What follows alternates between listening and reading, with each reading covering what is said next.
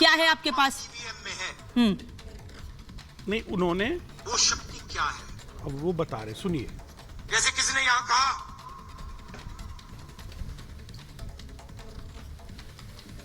Sir, Hindu धर्म में एक शक्ति है, उस शक्ति से हमें लड़ना है। हिंदू धर्म में एक शक्ति है, उस शक्ति से हमें लड़ना है। बता रहे राजा की आत्मा नहीं, ये बताइए, मेरा कहना ये है कि क्या हिंदू धर्म लेना, हिंदू धर्म का नाम लेना, सनातन बोलना जरूरी है? हिंदू धर्म बोलना जरूरी था? हिंदू धर्म बोलना जरूरी था? दुष्यंत जी, मुझे इतना बताइए, हिंदू धर्म बोलना जरूरी था? क्या शक्ति शब्द से काम नहीं चल रहा था राहुल गांधी का? नहीं, आप सुनेंगे नहीं दुष्यंत जी, तो ये गलत बात है। मुझे बताइए, क्या शक्ति शब्द है एक हिंदी का, उसमें काम नहीं चल रहा था राहुल गांधी का? हिंदू धर्म में एक शब्द है शक्ति, जिसके खिलाफ मेरी लड़ाई है। आगे क्या बोला, पीछे क्या बोला? हिंदू धर्म क्यों बोला? जब जबरदस्ती डरा धमकाकर भारतीय जनता पार्टी ने से रोक के कहते हैं। सर, पूरा भाषण सुनने के लिए नहीं बैठे हैं, हम सुन चुके हम राहुल गांधी का पूरा भाषण अपने शो में नहीं सुना सकते हैं। क्या कर रहे हैं? ये टाइम वेस्ट हो रहा है। आपको डिबेट कर रहे हैं तो आपको अरे सर, हम सुन चुके हैं, डिबेट में जिस टॉपिक पर है उस पर बात कीजिए ना। नहीं होगा ना, नहीं, हमारे हिसाब किसी को आप सर, अगर जो टॉपिक है दुष्यंत जी, जो टॉपिक है उस पर बात कर रहे हैं तो ठीक, मैं दूसरे गेस्ट के पास जाऊंगी। लोगों को अगर जो टॉपिक है उस पर बात करेंगे दुष्यंत जी, टॉपिक है उस पर बात करेंगे, टॉपिक पर बात करेंगे, टॉपिक की बात कर लीजिए। 40 मिनट डिबेट सुना दे, 40 मिनट भाषण सुना दे खाली। जो भी दोषी हैं कर्नाटक में, उन पे कार्रवाई हुई है और कार्रवाई होगी, कोई दोषी नहीं बख्शा जाएगा। नहीं, ऐसा नहीं लग रहा है कि कांग्रेस में और इंडिया अलायंस में पूरे जो गठबंधन की आपकी पार्टी है उनमें ऐसी होड़ सी मची हुई है कि सनातन को कौन बुरा कह सकता है, हिंदू धर्म को कौन बुरा कह सकता है? ये एक परसेप्शन, आपस में ही लड़े जा रहे हैं कि कौन ज्यादा बुरा बोल सकता है। भारतीय जनता पार्टी के द्वारा एक परसेप्शन क्रिएट करने का प्रयास किया जा रहा है देश में। अच्छा। नेगेटिविटी गठबंधन के खिलाफ फैलाने का ये एक असफल प्रयास है। सर, तो आप सर ऐसा मौका क्यों दे रहे हैं? फिर भाजपा कर रही है भाई, मौका क्यों दे रहे हैं आप क्यों मौका दे रहे हैं?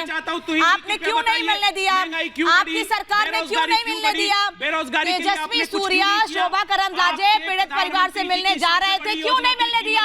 मिलने देते ना फिर सर, मिलने देते ना फिर। नहीं, मुझे बताइए, मिलने क्यों नहीं दिया? किस बात का डर था? आप पे आरोप नहीं लगेगा कि आप तुष्टीकरण की राजनीति कर रहे हैं, आप खास मुद्दे को लुभाना चाहते हैं, कितना फायदा हुआ डिमोनेटाइजेशन से? एक्शन लिया, आप बताइए, पूछना चाहता है। प्रज्ञा जी, रुकिए सर, प्रज्ञा जी। सबसे पहली तो ये बात है कि यहाँ पर बेफालतू में गलत बयान को डिफेंड नहीं करना चाहिए। उन्होंने बोला कि हिंदू धर्म में एक शक्ति है और लड़ाई शक्ति के खिलाफ है, पहली बात। दूसरी बात, आप उन्होंने ये भी कहा वो शक्ति क्या है और उस शक्ति का उन्होंने पूरा विस्तार से बताया।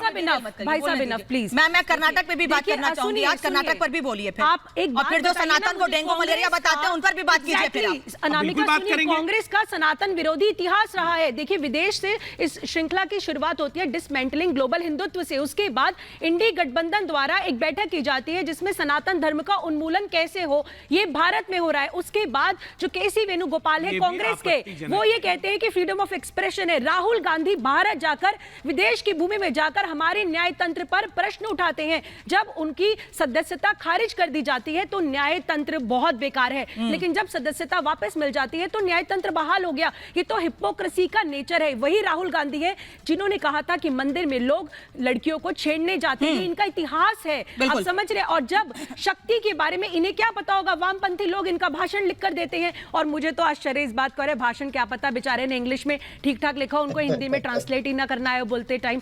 आप देखो ना, शक्ति की बात अगर होती है तो या देवी सर्वभूतेषु शक्ति रूपेण संस्थिता नमस्तस्यै नमस्तस्यै नमस्तस्यै नमो नमः। हमारे यहाँ पर बात होती है, नव रूपों में हम दुर्गा को शक्ति मानते हैं। इन्हें तो पता ही नहीं कि शिव और शक्ति क्या है, ये क्या सनातन धर्म पर बोलेंगे।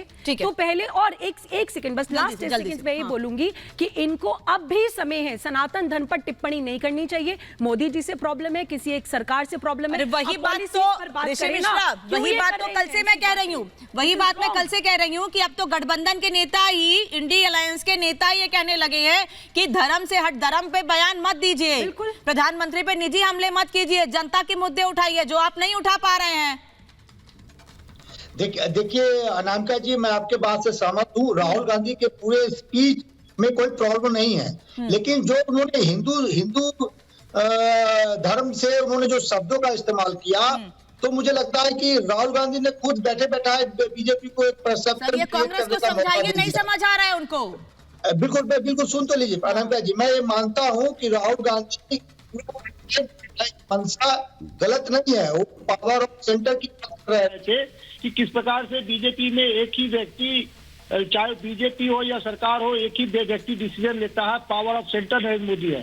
लेकिन उनको शब्दों का चयन और जो संदर्भ उन्होंने दिया वो गलत दिया, और मुझे लगता है कि कहीं न कहीं राहुल गांधी ने गलती की है और इसका फायदा बीजेपी आगामी लोकसभा चुनाव में उठाएगी। सर, मौका खुद दे रहे हैं ना, बिल्कुल बार मौका तो खुद दे रहे हैं ना आपने। सहमत हूँ नायर साहब, इन्होंने आ रही हूँ ऋषि जी आ रही हूँ, इन्होंने तो अलायंस भी उनके साथ कर लिया। अलायंस से पहले जिन्होंने सनातन धर्म को लेकर ऐसे शब्दों का इस्तेमाल किया जो तो हम बोलना तो छोड़िए, सोच नहीं सकते हैं। मतलब ऐसे शब्दों का इस्तेमाल करेंगे, फिर जाके उनके साथ अलायंस करेंगे, फिर कहेंगे भाई हम पाक साफ है। ये कैसा अलायंस है? ये कैसे नेता है? ये कैसे जनता की बात करेंगे, सबको साथ लेकर चलेंगे?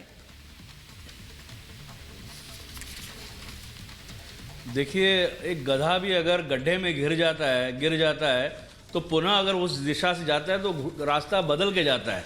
राहुल गांधी जी और कांग्रेस की समस्या ये है, एक के बाद एक चुनाव हारने के बाद भी यहाँ पर कांग्रेस के प्रवक्ता नोटबंदी की बात कर रहे हैं। उसके बाद इस देश में कई चुनाव हो गए और 2019 का लोकसभा का चुनाव भी हो गया, उत्तर प्रदेश, बिहार और कई अन्य देशों के देश को कितना फायदा हुआ आज बता दीजिए। कई अन्य राज्यों के चुनाव हुए। अभी इनके पास कोई मुद्दा नहीं। जो आपके सबसे बड़ी योजना थी, मैं नहीं बोल रहा, मुझे 4 फायदे बता दीजिए। मैंने सुना, अरे भैया, जनता के प्रति अपनी जवाबदेही आपको तय करनी होगी। सर, मुझे तो लगता है अब दूसरे दिन हम आपके साथ बैठते हैं और आप पूरा जानते हैं कि आप प्रोफार्मा है डिबेट का, तो कम से कम बोलने दीजिए दूसरे को भी, और दूसरे चैनल्स पे भी जाते हैं। बोला ना, नहीं तो सर आप जवाब दीजिएगा अपनी बारी में ना। हारने के बाद आप जो बोलेंगे मुझे समझ नहीं आएगा, जनता ने समझ पाएगी, नायर साहब नहीं समझ पा रहे हैं, फिर फायदा क्या डिबेट का? बोलिए सर। जी, बार बार चुनाव हारने के बाद भी इनको अकल नहीं आ रही। बार बार हिंदू धर्म को गालियां दे रहे हैं, साधु संतों को अरेस्ट कर रहे हैं। बार बार इन्होंने भगवा आतंकवाद ऐसा शब्द को कॉइन किया। इस प्रकार से ये करते आ रहे हैं और उनके एक के बाद चुनाव भी हारते आ रहे हैं, लेकिन इनको अकल नहीं आ रही। इस बार भी देखिए 400 पार जो भाजपा बोल रही है वो निश्चित रूप से होने वाला है। इनको मालूम है चुनाव में किसी भी प्रकार से इनकी कोई हालत बहुत खस्ता है। अब यहाँ पर जो कर्नाटक में हुआ, इससे पहले भी इन्होंने मुसलमानों का कैबिनेट मंत्री ने आज इस्तीफा क्यों दिया? 400 पार की बात कर रहे हो। उत्तर प्रदेश में देखिए, मुजफ्फरनगर में तो आपने सीट नहीं दिया। ये सब जो बात कर रहे हैं 400 पार की, दो आपके सिटिंग सांसद पार्टी ज्वाइन करके छोड़ के आपको आगे एक बहुत पुरानी कहावत है, एक बड़ी पुरानी कहावत है दुष्यंत जी, अगर आप किसी पर एक उंगली उठाते हैं ना, 4 उंगली आपकी तरफ होती है। फिर देख लीजिए कि कांग्रेस में क्या हो रहा है, कितने सांसद, कितने नेता, कितने पुराने और बड़े नेता पार्टी की बात होगी जो सत्ता में बैठे हैं। मतलब हम कांग्रेस की बात नहीं करें, मतलब हम आंख बंद कर लें, मंत्री हैं, आंख बंद कर लें कि कांग्रेस के पुराने नेता जिन्होंने कांग्रेस को सरकार के समय मजबूत किया था, वो नेता पार्टी छोड़ रहे हैं, उनको नहीं देखे, आंखें बंद कर लें। सर, जिनके नेता उनके जा रहे, मैं उनसे भी पूछ रही हूँ, उनके जा रहे, मैं उनसे भी पूछ रही हूँ। दुष्यंत जी, कांग्रेस के जा रहेंगे, आपके अलायंस के नेता जाएंगे तो उनपे सवाल पूछोगी ना। कांग्रेस पार्टी और आप जिनको कह रहे हैं, सुनिए, पार्टी को जवाब देना है। आपके अलायंस के नेता जिनको कह रहे हैं, ये फूके हुए कारतूस हैं, वही उनको अपनी ओर लेने की कोशिश कर रहे हैं।